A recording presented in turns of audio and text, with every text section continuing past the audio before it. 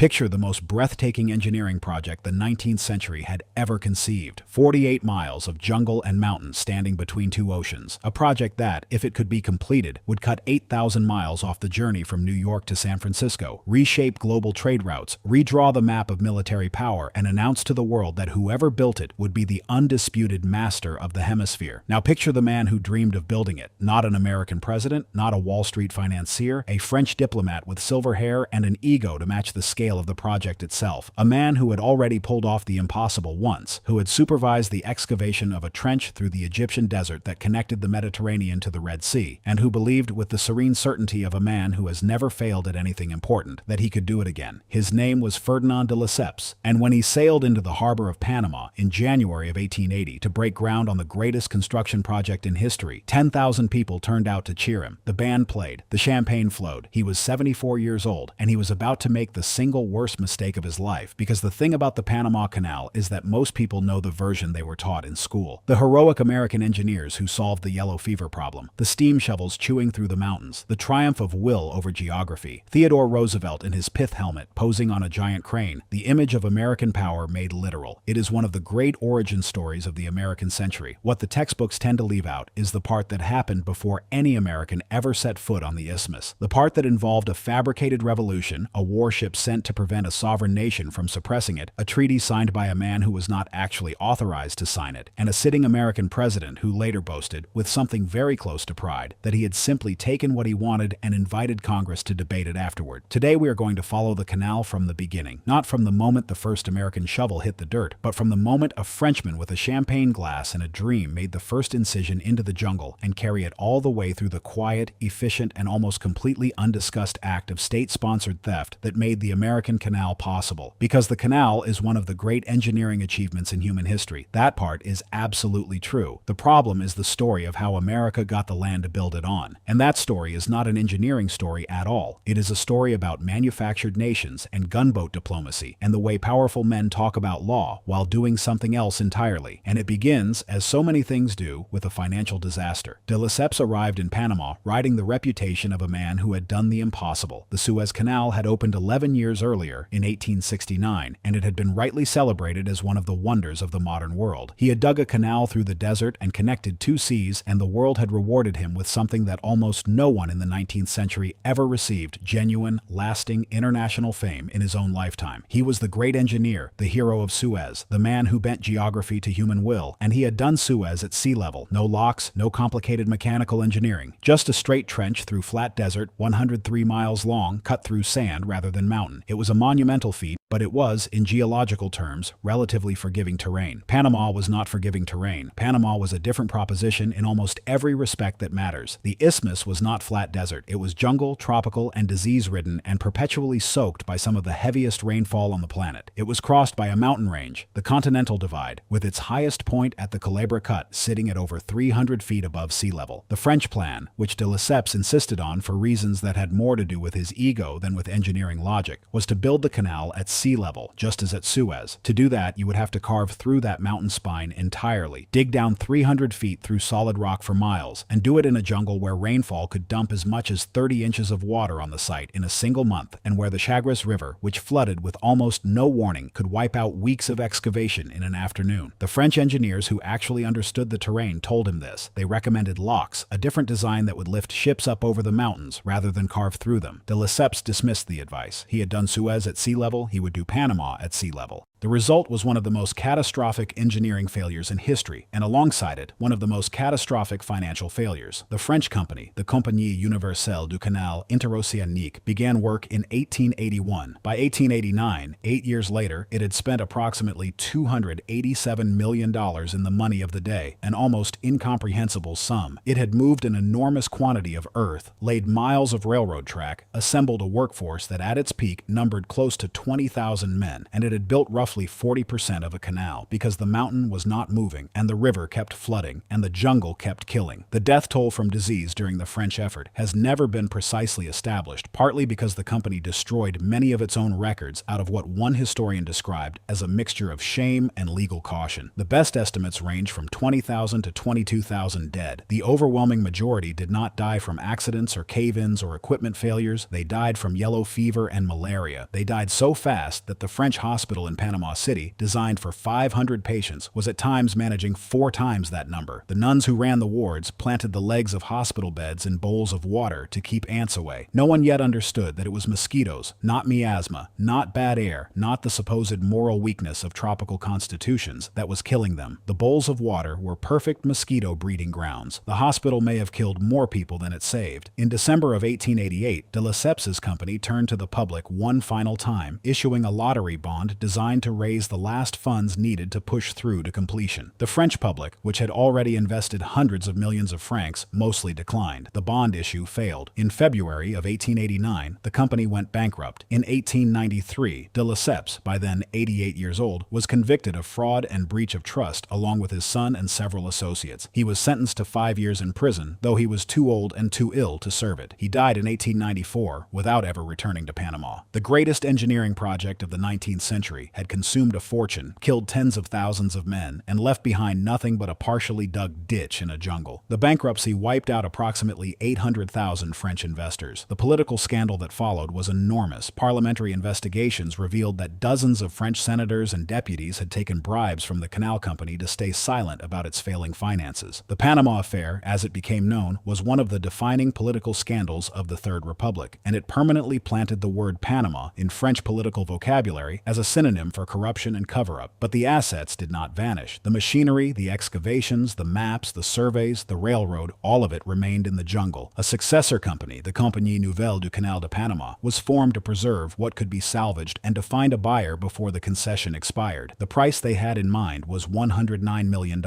And in Washington, a man was watching all of this very carefully. Theodore Roosevelt became President of the United States in September of 1901, following the assassination of William McKinley, and he brought to the White House an appetite for American power that had few precedents in the office. He believed, with the force of a physical conviction, that the United States was destined to be a great oceanic power, that its navy needed to move rapidly between the Atlantic and the Pacific, and that a canal across the Central American Isthmus was not a luxury but a strategic necessity. Without it, a warship stationed in the Atlantic needed to sail around the southern tip of South America more than 13,000 miles to reach a Pacific engagement. With a canal, that journey shrank to roughly 4,900 miles. In terms of military mobility, it was the difference between a world-class navy and a genuinely effective one. There was also the question of where. Nicaragua, not Panama, was the front runner for an American canal through most of the 1890s. A congressional commission in 1901 actually recommended Nicaragua. The terrain was more accessible. The existing surveys were more extensive. The political situation seemed simpler. A canal across Panama required dealing with Colombia, which owned the isthmus, and Colombia had a habit of making things complicated. Enter Philippe Bunau Varilla. If the Panama Canal story has a hidden engine, it is this man. He was a French engineer who had worked for the original canal company, a true believer in the Panama route who had survived the disaster of the French effort and emerged from it not chastened but galvanized. He held shares in the successor French company. He stood to receive a substantial sum of money if the United States bought the French assets, and he was, by any objective measure, one of the most effective lobbyists in the history of the Western Hemisphere. Bunau Varilla understood that the Nicaragua option had to be killed before it could advance any further, and he found the weapon to kill it in a postage stamp. Nicaragua had recently issued a commemorative stamp featuring a picturesque landscape. The landscape featured a volcano, a smoking volcano specifically, rising dramatically from the shores of Lake Nicaragua. At almost exactly the same time, a real Nicaraguan volcano, Mount Momotombo, had erupted, making international headlines. Bunau Varilla purchased 90 of these stamps and mailed one to each member of the United States Senate, attached to a note that said, with beautiful simplicity, that here was official witness to the volcanic activity of Nicaragua. The implication was unmistakable. You do not build a canal next to a volcano. It was a piece of political theater so audacious and so effective that it remains one of the legends of American lobbying. The Senate shifted. The Spooner Act, passed in June of 1902, authorized the president to pursue the Panama route, provided that a satisfactory treaty with Colombia could be negotiated. If not, the president was to pursue Nicaragua. The treaty with Colombia, the Hay-Herran Treaty, was signed in January of 1903. Under its terms, terms, the United States would pay Colombia $10 million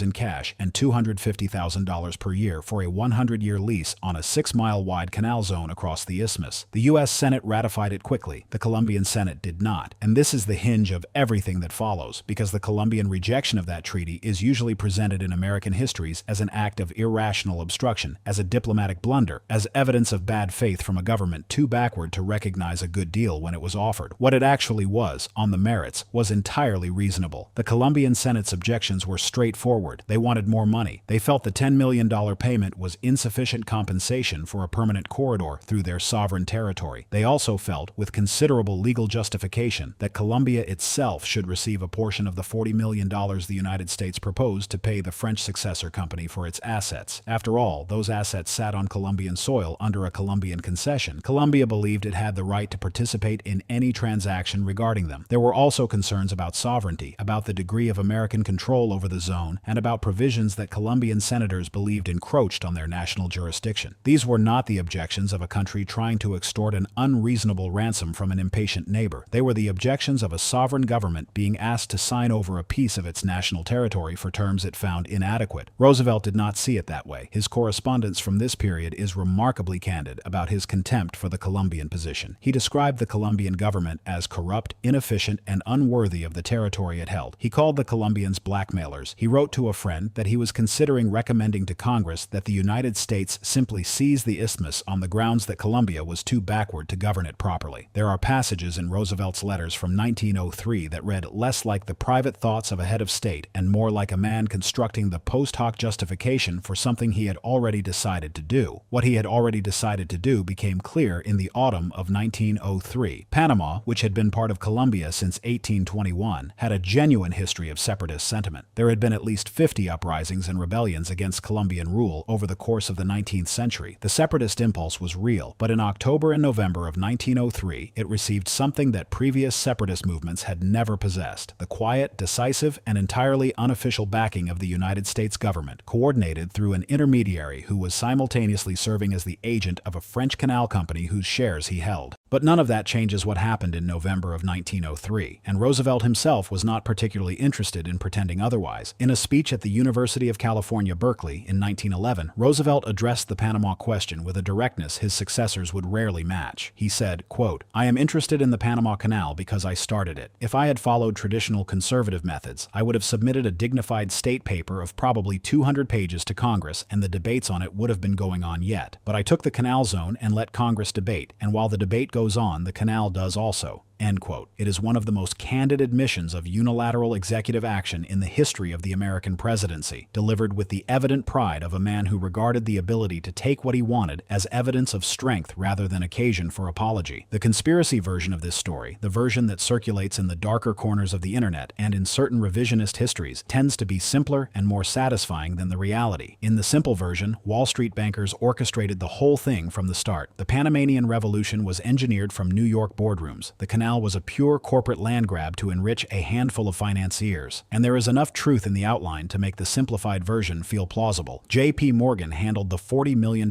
payment to the French company. American business interests in the canal zone had every reason to want a stable American-controlled corridor. Bonavarilla was, at minimum, as much a financial operative as a true believer in engineering, but the clean version does not hold up. Roosevelt needed no instruction from Wall Street to want a canal. He had wanted it before he was president, and pursued it with a personal ferocity that went beyond any patron's directive. The revolution was not managed from a boardroom. It was managed by a small group of Panamanian conspirators, a French engineer with divided loyalties, and an American president who understood exactly what the presence of a warship would communicate without ever having to say it aloud. The crime, if you want to call it that, was not corporate. It was governmental. It was the deliberate use of military power to prevent a sovereign country from exercising authority over its own territory, combined with the manufacture of a republic specifically designed to sign a document that the original sovereign had declined to sign. What makes this harder to look at directly than a simple banking conspiracy is exactly what made the Balfour Declaration harder to look at directly than a simple debt transaction. The powerful men involved did not think they were doing anything wrong. Roosevelt genuinely believed the United States had a right, perhaps even an obligation, to seize control of the canal project. That Colombian resistance was irrational, that the broader project of American hemispheric power was good not merely for America, but for the world and for civilization itself. He governed happened through a corollary to the Monroe Doctrine, the Roosevelt Corollary, which explicitly claimed for the United States the right to intervene in Latin American affairs whenever it judged that a local government was failing to meet its international obligations. Under that framework, the United States did not need Colombia's agreement. It needed only its own judgment that Colombia's refusal was unreasonable, and it happened to be the United States itself that was making that judgment. Colombia was not compensated for the loss of Panama for 18 years. In 1921, the U.S. government paid Colombia $25 million,